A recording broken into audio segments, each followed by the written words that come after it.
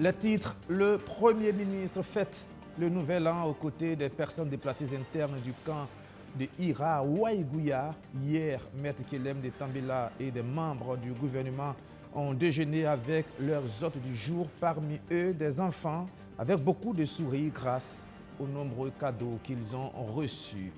Et puis, c'est un cadeau en lampadaire et en lumière qu'ils ont eux reçu. Les personnes déplacées internes de Nagrengo maintenant bénéficient de lumière lampadaire solaire. Comme vous pouvez le voir, le recul donc de l'obscurité pour le rapprochement de meilleures conditions de vie et de sécurité. Voilà pour le sommaire. Bonsoir et bienvenue. Au camp de déplacés internes Ira de Waïgouya, on a célébré le 1er janvier 2024 en compagnie d'un invité assez spécial. Hier, le chef du gouvernement, Maître Kelem de Tambela, s'y est rendu, les mains chargées de présents et de provisions, et même aussi de communion, notamment avec les enfants. Amadou Diko. Des enfants déplacés internes installés dans la commune de Waïgouya à l'honneur ce 1er janvier 2024. Maître Apollinaire Kelem de Tambela, accompagné de quelques membres de son gouvernement, est venu leur apporter du soutien, mais aussi et surtout traduire l'engagement de la transition à les voir réinstallés dans leur localité d'origine. Ces échanges se font autour d'un repas communautaire. C'est pour que ceux qui sont ici, qui ont eu à affronter des difficultés, sachent que le président de la transition, le gouvernement est avec eux. C'est pour ça que nous avons choisi ce jour symbolique, le premier jour de l'an, pour marquer cela d'un sceau indélébile et venir partager un repas avec ceux qui ont eu à éprouver des difficultés tout au long de l'année. La résilience qu'affichent ces populations depuis le début de la crise sécuritaire est saluée par le chef du gouvernement, qui encourage ces PDI avec des vivres et des présents. Tant qu'il y a la vie, il y a de l'espoir. Il n'est pas à exclure que parmi les enfants qui sont ici, là, demain, certains soient des responsables de notre pays, de grands commerçants, de grands producteurs agricoles, des capitaines d'entreprises. Et même peut-être même que le président du Faso sortirait de ces enfants-là. C'est notre espoir. Tout en témoignant leur reconnaissance aux autorités pour cette visite, les personnes déplacées internes nouent l'espoir que 2024 sera une année où le Burkina Faso va retrouver son lustre d'antan.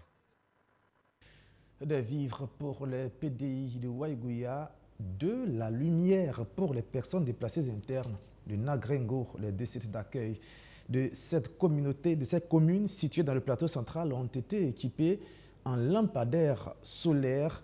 Le recul de l'obscurité devrait donc rapprocher ces PDI de meilleures conditions de vie et de sécurité. C'est en tout cas l'espoir de l'ABR et du gouverneur de la région en visite sur place, Abdou Aziz Ossaré. Jusque-là, ils bénéficient de l'eau et de vivres. Mais ces déplacés internes de la commune de Nagrengo dans le plateau central n'étaient pas épanouis les nuits, faute d'éclairage. La nuit tombée, les élèves n'arrivent plus à étudier par manque d'électricité. À cela s'ajoutent les délinquants qui profitent de l'obscurité pour cambrioler les maisons et violer les femmes. Ce calvaire fait désormais partie du passé grâce à l'agence burkinabé de l'électrification rurale. L'ABER a électrifié tous les deux sites de déplacés internes de Nagrengo à travers l'implantation de 48 lampadaires solaires. Un éclairage qui vient améliorer les conditions de vie de ces déplacés tout en contribuant à la réduction des cas de viol et d'agression qui se développaient dans ces endroits. En visite sur les lieux, la gouverneure du plateau central affiche sa satisfaction.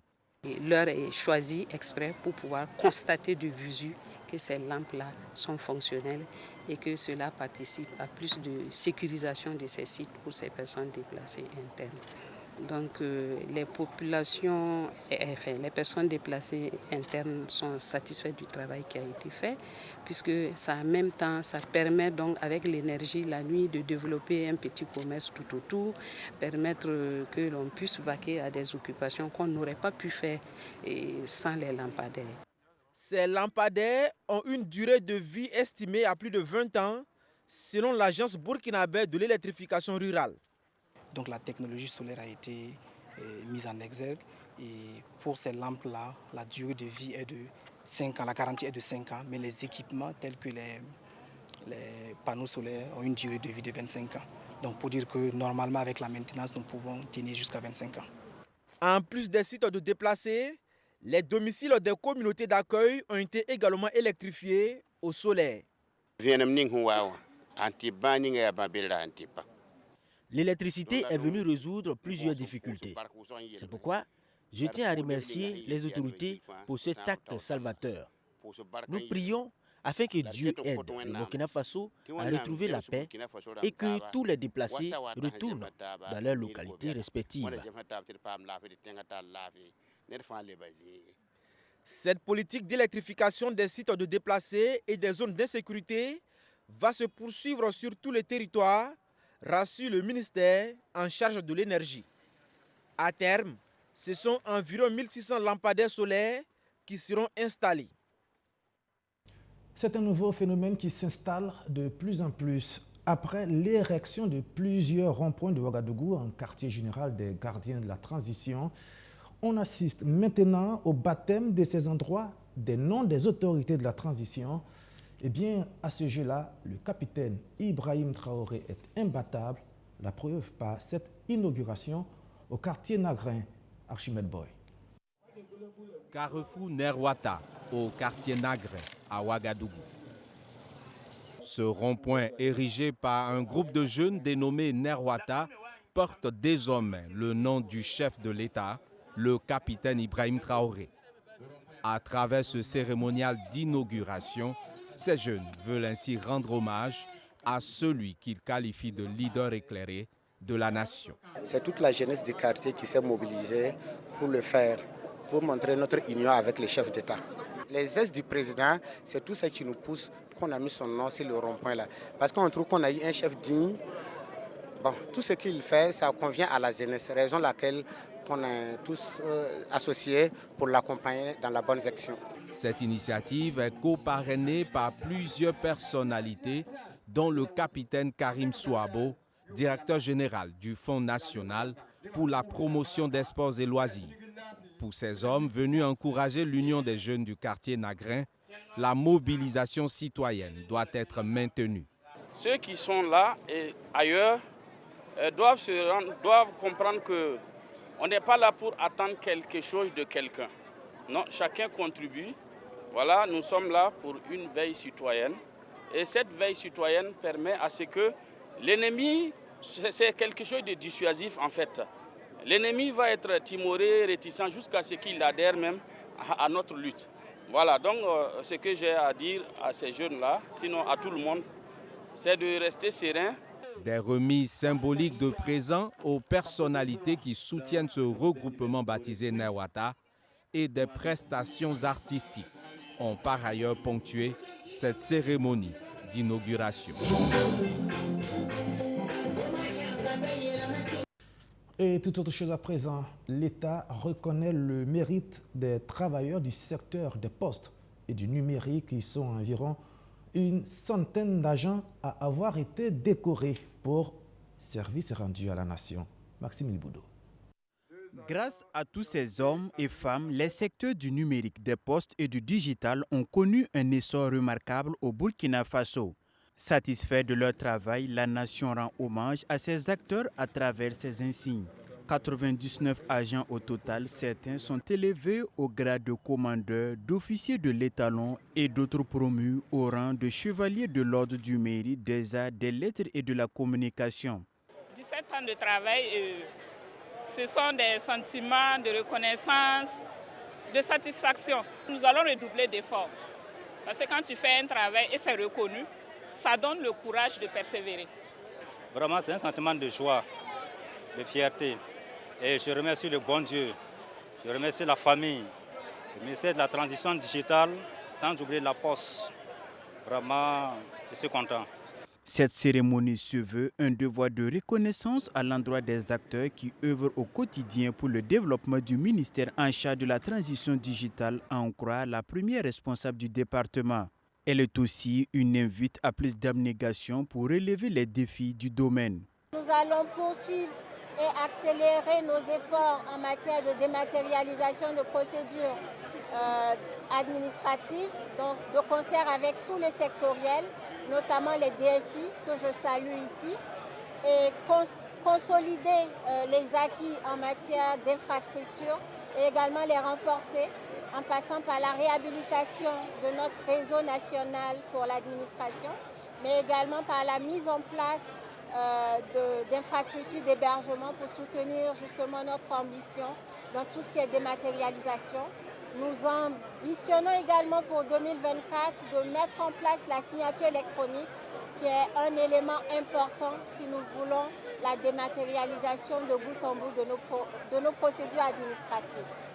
Le mérite des agents du ministère appelés à faire valoir leurs droits à la retraite sont aussi célébrés.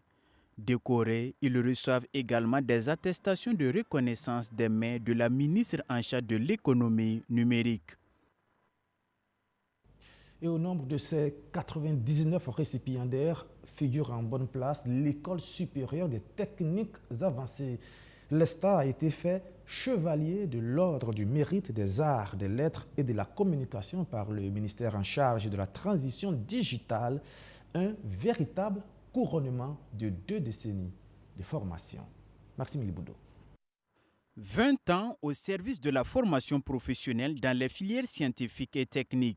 L'École supérieure des techniques avancées a mis sur le marché de l'emploi plus de 8000 ingénieurs et cadres dans les domaines de l'électronique, des systèmes d'information et réseaux. La qualité de la formation et l'excellence de ses étudiants lui ont valu d'être élevé au grade de chevalier de l'Ordre du mérite des arts, des lettres et de la communication par le ministère en charge de la transition digitale. C'est la preuve que cette école forme des produits de qualité. Et en même temps, c'est un défi qui est lancé, qui devra normalement nous permettre de continuer à aller vers l'excellence. Donc ce sentiment de joie, je l'espère, est partagé par toute l'équipe enseignante, tout le personnel administratif. Une reconnaissance qui confirme sans doute l'expertise de l'ESTA qui, depuis 2 décennies, n'a cessé de former des étudiants opérationnels répondant aux besoins du marché de l'emploi. C'est donc un motif de satisfaction selon le directeur général de l'école. Il faut reconnaître le mérite de l'ESTA en tant qu'établissement de bonne renommée. Elle a une très bonne réputation dans la mesure où tous ses diplômes sont reconnus par le Conseil africain et malgache pour l'enseignement supérieur. Donc tous les diplômes sont homologués. Et dans la mesure où également, dans le classement national, nous sommes classés dans la catégorie de très bonne qualité.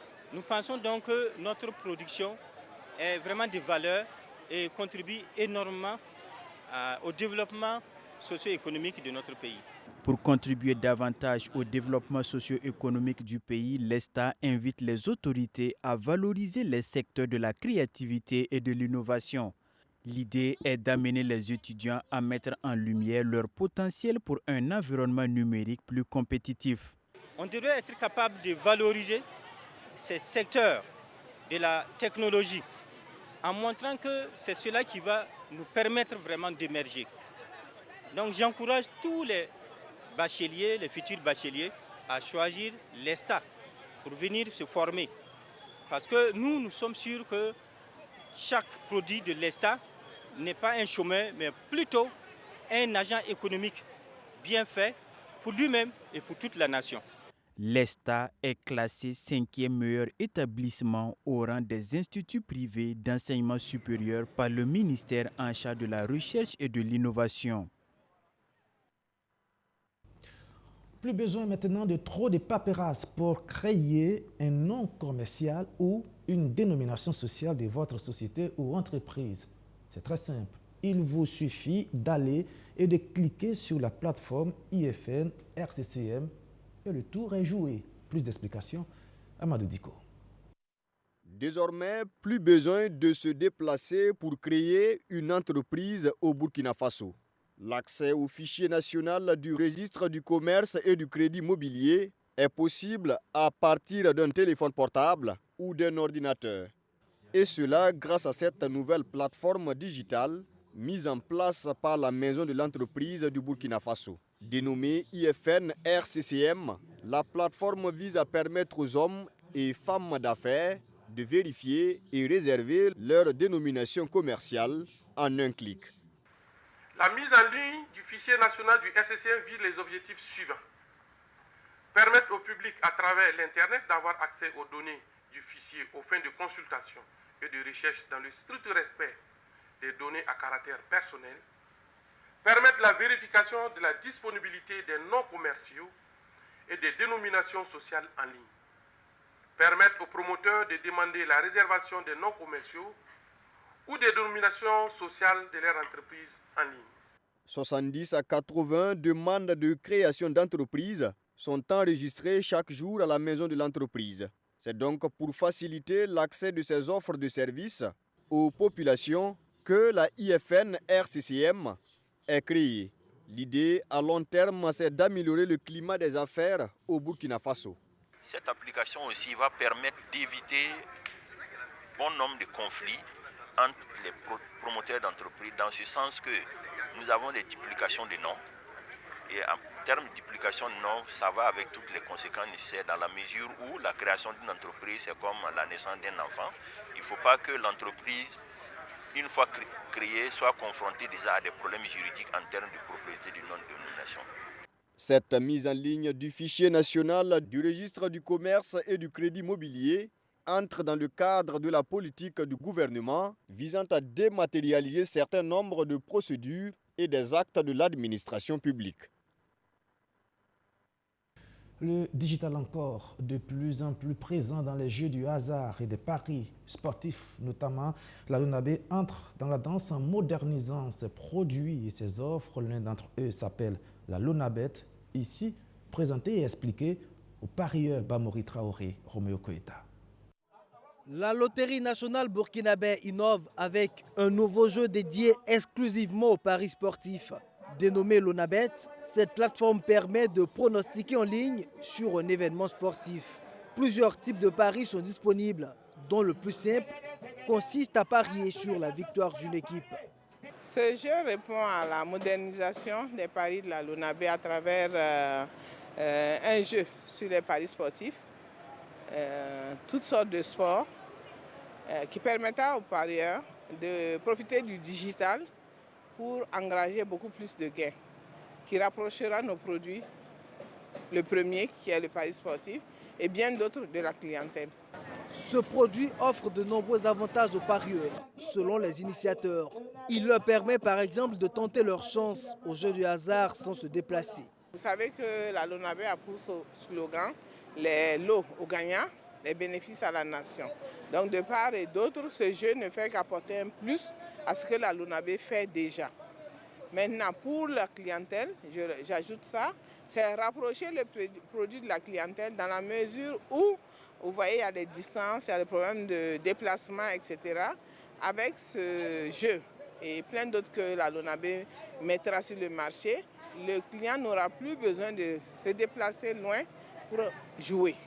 Téléchargeable sur Play Store, le pari sportif, c'est aussi une large gamme de jeux.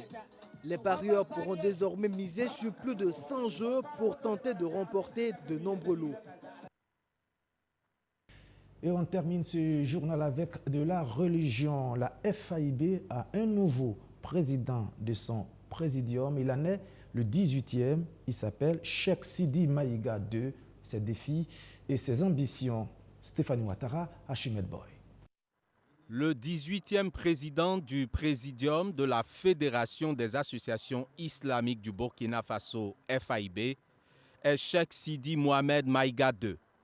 Ce 31 décembre, il reçoit ici les attributs de la fêtière des associations islamiques pour un mandat d'1 an, notamment le Coran, symbole d'orientation, et les textes réglementaires de la structure.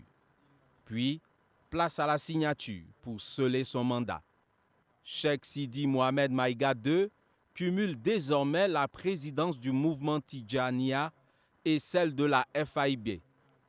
Il sollicite l'accompagnement de son prédécesseur et de l'ensemble des musulmans pour son mandat. Et je pense qu'avec l'appui de mes prédécesseurs, Inch'Allah, nous allons voir les grands jours. Donc, avec le président sortant, Alaï Omar Kwanda, Alaï Omar Zungrana, ainsi qu'Alaï Moussa Kwanda, vous venez d'entendre ce qu'ils ont évoqué tout de suite. Ils ont rassuré qu'Inch'Allah, ils seraient à mes côtés pour qu'on puisse évoluer ensemble dans l'intérêt de tout un chacun. Sa demande est reçue 5 sur 5 par son prédécesseur qui s'engage à être un appui pour lui durant ce mandat. Nous pensons qu'avec Dr Sidi Mohamed, nous serons toujours à côté de lui pour l'appuyer. Parce que c'est un travail de l'islam comme ce que lui-même l'avait dit. Donc ça ne veut pas dire que nous, on ne va plus l'assister. On l'assiste au cours des audiences, au cours des réunions. En tout cas, vraiment, on le félicite beaucoup. Et nous pensons que c'est la personne, en tout cas, que nous faisons beaucoup confiance. C'est la personne qui pourra, en tout cas, gérer le présidium de la fédération. Et vraiment, nous lui faisons des doigts qu'Allah l'accompagne et l'assiste dans son lourd tasse. Par ailleurs, la FAIB regroupe plus de 300 associations islamiques et est présidée par rotation entre 4 grandes entités, à savoir la communauté musulmane du Burkina Faso, le mouvement sunnite, le mouvement Tidjania et la communauté Ittihad. Et c'est la fin de ce journal. Merci de l'avoir suivi et merci encore une fois de votre fidélité renouvelée, même si la reprise a été quelque peu compliquée pour certains d'entre vous. Moi, je vous retrouve demain à la même heure, 19h30. Bonsoir.